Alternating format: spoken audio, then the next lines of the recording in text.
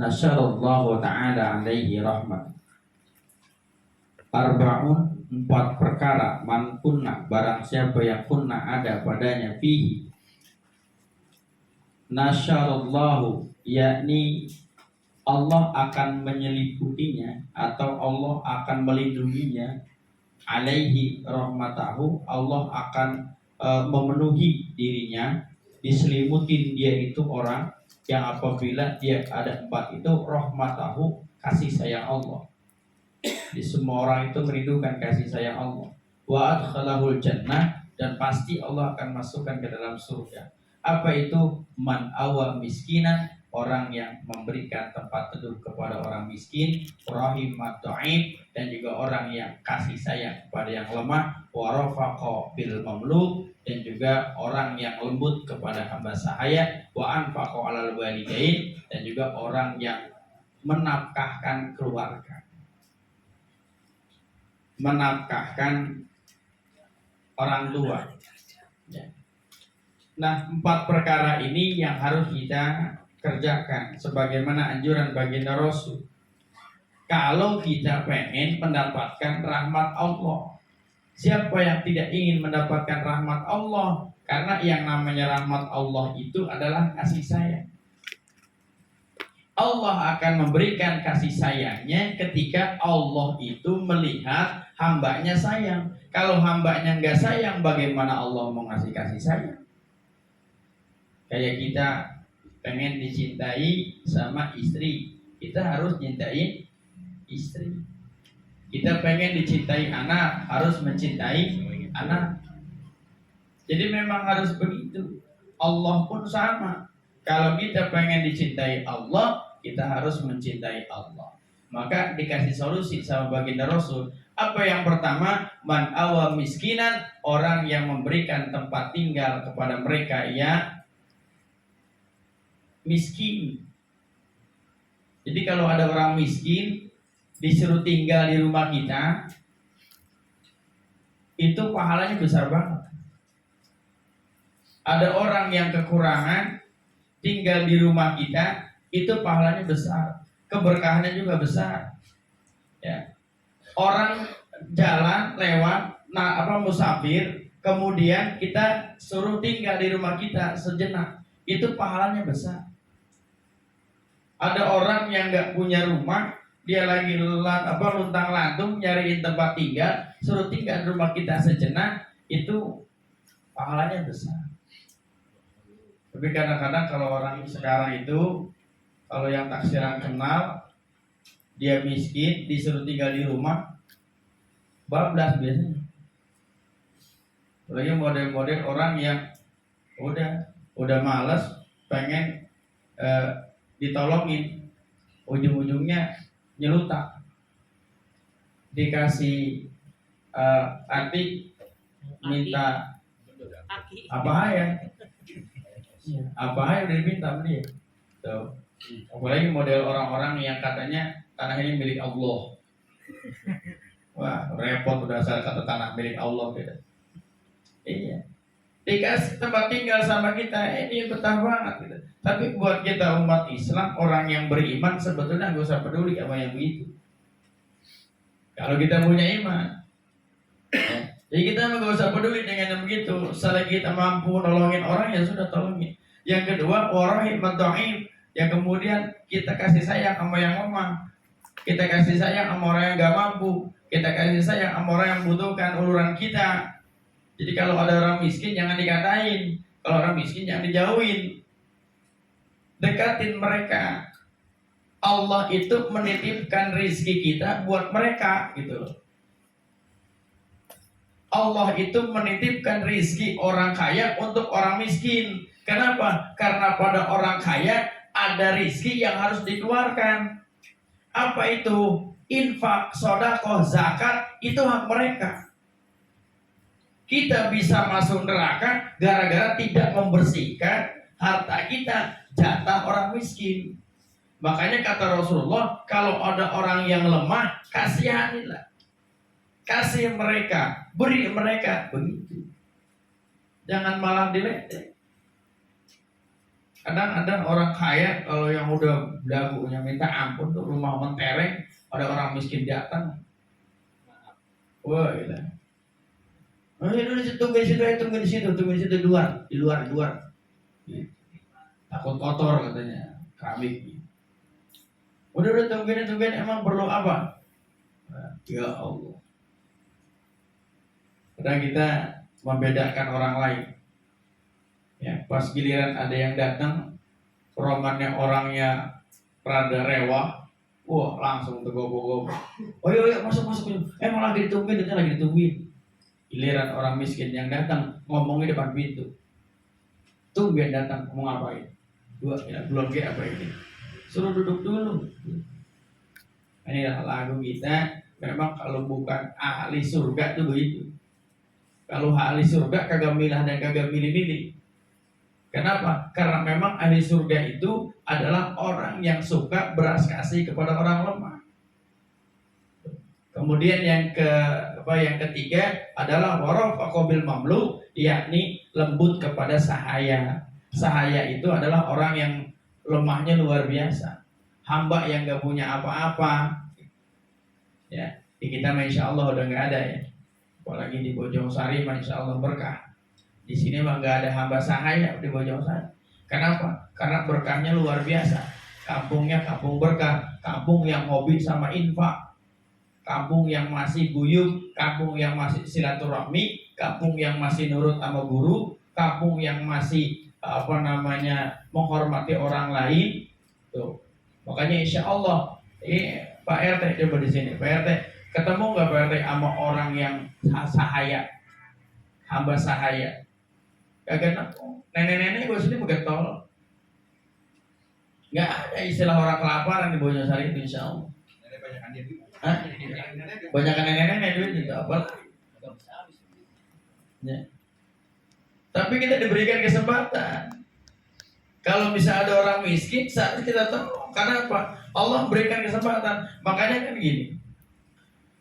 Ketika ada satu hal yang membuat kita itu harusnya berbuat baik, hakikatnya Allah telah memberikan kesempatan kita berbuat baik. Sekarang ada orang nih, mohon maaf, misal pengamen saja lah, ada duit dikit, ya sudah kasih saja. Berarti Allah memberikan kesempatan kepada kita buat kasih si pengamen itu, karena si pengamen itu adalah orang yang dhaif, orang yang lemah, atau orang yang mamluk, sahaya, atau bahkan dia miskinan. Karena bisa miskin, bisa dhaif, bisa mamluk. Tuh. Itu memang Allah berikan kesempatan. Tidak semua orang didatengin sama pengamen. Ada orang yang minta-minta, tidak semua orang didatengin sama yang minta-minta. Bisa jadi Allah utus itu orang minta-minta ke rumah kita untuk nguji apakah kita sanggup ngasih apa kagak. Jadi segala sesuatunya Allah berikan kesempatan kepada kita. Bagaimana kemudian ketika Allah sodorkan, nih pengen tahu nih ada pengamen. Tuh. Orang Islam pengen tahu orang beriman gimana ngadepin pengamen.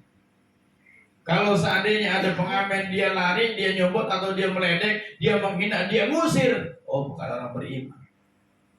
Ada orang minta-minta datang ke rumah dia. Dia ledek, dia hina, dia usir. Berarti dia bukan orang beriman. Begitu.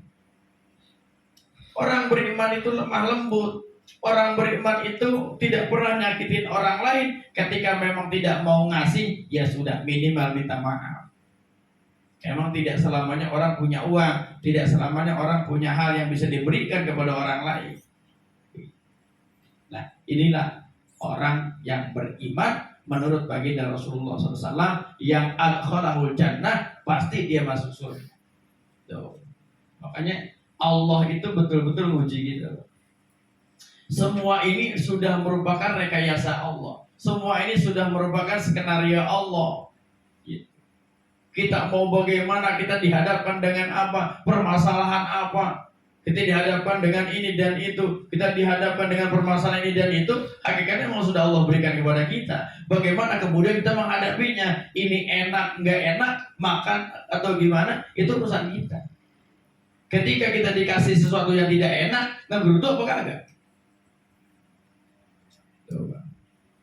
Kalau kita dikasih yang kagak enak, kira-kira bagaimana? Kita mencaci, ngegerutu atau gimana? Ibarat makanan mah, kalau makanan gak enak, apa kita makan, apa kita ledek, apa kita hina, apa kita ledek baru kita makan. Yang paling brengsek itu beri diledek, beri dimakan. Namanya celabok. Tapi dicela, tapi dilebok. Ini rambutan prisil, tapi dimakanin. Ini rambutan sepet, tapi dimakanin. Tuh. Nah, apaan nih jeruk kayak gini? Tuh. Tapi dimakan. Masya Allah. Ini celabuk namanya. Dicelat tapi dilebok. Itu bukan etika orang beriman. Itu bukan etika ahli jannah. Maka orang yang betul-betul ahlul jannah, mereka itu adalah yang mamluk. Ya, ama mamluk itu apa?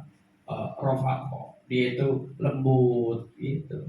Nah, kemudian terakhir bahwa ahli surga itu adalah anfaq alal walidain, dia yang beri nafkah kepada keluarga. Ini, maka tugas kita walaupun sudah kawin wajib untuk menafkahi orang tua. Kalau bini kita itu taatnya sama suami, tapi sang suami taatnya sama orang tua. Tuh. Suami mah nggak boleh taat sama bini dalam masalah bakti, karena yang harus berbakti adalah bini. Kita itu harusnya menafkahi orang tua. Itu nggak berhenti ketika kita menikah. Tuh. Karena ternyata apa? Birrul walidain itu tidak berhenti sampai menikah. Birrul walidain itu adalah sampai orang tua kita meninggal. Bahkan ketika orang tua kita meninggal, tetap birrul walidain. Makanya kita jangan sampai kalah sama bini kita itu. Supaya apa? Tetap bisa berbakti. Kalau kita misalnya ngasih orang tua, berarti mertua juga kita kasih. Kenapa? Karena mertua kita adalah tanggungan kita. Karena anaknya itu harus taat sama kita sebagai suami. Berarti dia bukan gak boleh taat, harus izin dulu sama suaminya. Maka suami kudu hidup. Kenapa? Itu mertua adalah orang tua. Karena anaknya udah kita ambil, dia berbakti sama kita. Tuh, begitu Pak. Maka kalau ngasih orang tua 10.000, mertua 10.000. Kalau ngasih orang tua 50.000, mertua 50.000. Itu ahli surga. Nggak milah-milih. Tuh. Kalau yang masih pilih-pilih, gue mau kasih orang tua 100.000, mertua baru menanam. Nah, gila. Jadi mertua sama orang tua hakikatnya ada tanggung jawab si laki. Kenapa? Karena anaknya udah kita ambil, kita rampas hak dia untuk berbakti kepada orang tuanya. Bukan nggak boleh. Pak, kan kalau perempuan mah wajib ngejaga farjunnya, wajib ngejaga apa dia punya kehormatan. Bahkan perempuan itu kan hakikatnya nggak boleh keluar tanpa izin suami. Perempuan itu nggak boleh infak tanpa seizin suami. Perempuan itu nggak boleh ngapa-ngapain hakikatnya, Pak, hakikatnya. Ini mau ngomong hakikat ya. Kalau kenyataan di depan kita itu berarti memang mereka belum ngerti. Hakikatnya mereka itu seharusnya tunduk patuh sama kita gitu loh. Cuma kitanya ini jangan semena-mena. Mentang-mentang itu perempuan harus tunduk patuh sama kita, akhirnya kita berbuat tidak adil. Kenapa dia harus tunduk patuh sama kita? Berarti tanggung jawab emaknya dia pun adalah emak sama kita. Bapaknya dia ada tanggung jawab kita, begitu. Kenapa? Karena anaknya kita ambil haknya untuk taat kepada kita sebagai suami itu, gitu. Maka jangan pilih-pilih. Mertua itu orang tua kita. Maka berkahnya Masya Allah. Kita baik sama mertua, baik sama orang tua, berkahnya Masya Allah luar biasa. Makanya kerjasama sama bini, ya. Malu ngasih duit nih, ntar masalah ya kalau main, iya. Nah di sini juga kasih, begitu. Jangan yang di sini sering ketemu kagak pernah dikasih, yang soalnya jarang ketemu dikasih, tetap harus sama. Tuh. Nah, ini adalah birrul walidain. Artinya apa? Berbakti kepada orang tua, menginfakkan diri kepada orang tua, menafkahkan orang tua, tidak berhenti sampai kita usia menikah, tapi sampai selama-lamanya. Terus Pak, kewajiban kita ngasih, namanya ngasih, bukan mencumponi semua. Bahkan kalau redaksi di sini wa anfaqo menafkahi, kalau menafkahi itu berarti redaksinya semua tanggungan kita. Bukan yang ngasih doang loh. Anfaqo di sini namanya. Anfaqo itu menafkahkan. Makanya kan kalau misalnya kita zakat fitrah itu ada mayal zamuni, apa-apa yang kita tanggungi gitu. Ya. Nawaitu an ukhriza zakatal fitri anin nafsi wa an mayal zamuni napakotuhu, kan gitu ya. Saya niat mengeluarkan zakat fitrah untuk diri saya dan semua orang-orang yang menjadi tanggungan saya. Tuh. Kenapa? Karena orang tua itu menjadi tanggungan kita. Di sini pun redaksinya ada anfaqo, berarti menafkahi. Menafkahi itu sama anak istri. Nafkah anak dan istri tanggung jawab kita. Nafkah orang tua tanggung jawab kita juga. Seharusnya begitu. Tuh. Ya kalaupun seandainya orang tua kita punya kerjanya, nggak apa-apalah.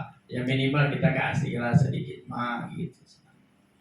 Jangan pelit, jangan datang sama orang tua cuman giliran minjem doang, giliran punya kancel, kurang berkah. Makanya jadi rezeki mah kalau ada udah kasih aja orang tua, insya Allah berkah. Apapun kalau berkah udah pulih udah. Tuh. Maka redaksi di sini ingat anfaqo, nafkah, kasihlah minimal orang tua, gembirakan orang tua, bakti sama orang tua.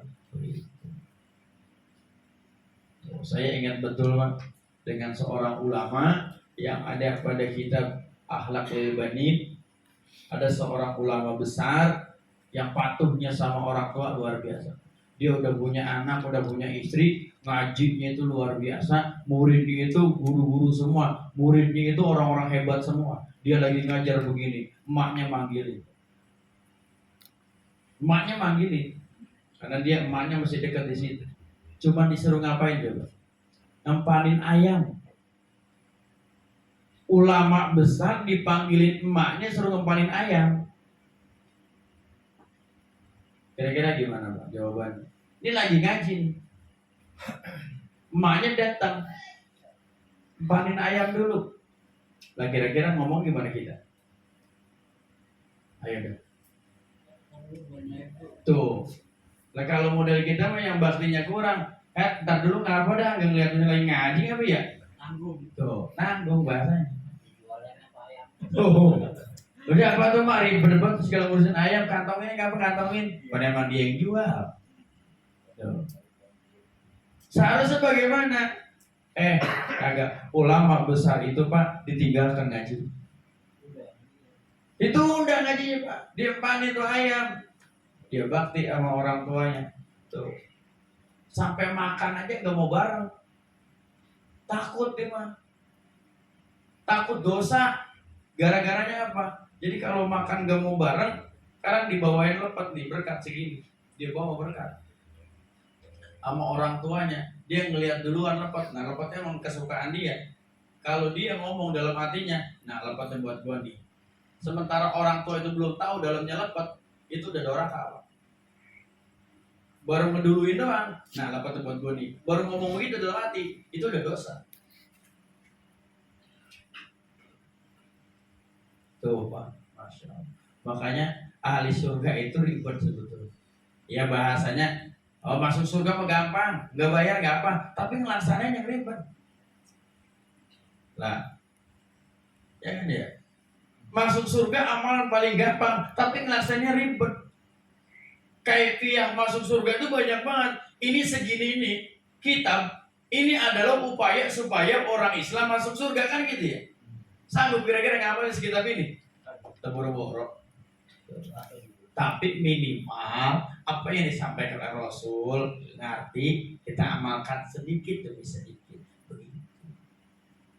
Nah, termasuk misalnya dengan orang tua, ya Allah, sekarang itu aku mulai.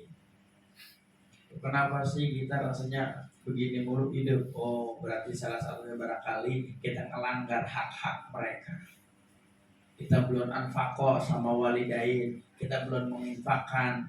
Kita baru cuma sekedar sayang doang, tapi belum pernah kita mencurahkan segala-galanya buat orang tua. Tuh, itu yakin wa adkhalahul jannah. Kalau kita yakin akan dimasukkan ke dalam surganya Allah adalah 4 hal tadi. Sama orang miskin saya, sama orang sahaya kita juga saya berkasih, sama orang yang lemah kita bantu, sama orang tua kita nafkahi. Itulah jiwa ahli surga. Tuh Pak ya. Nah ini jamnya ngaco.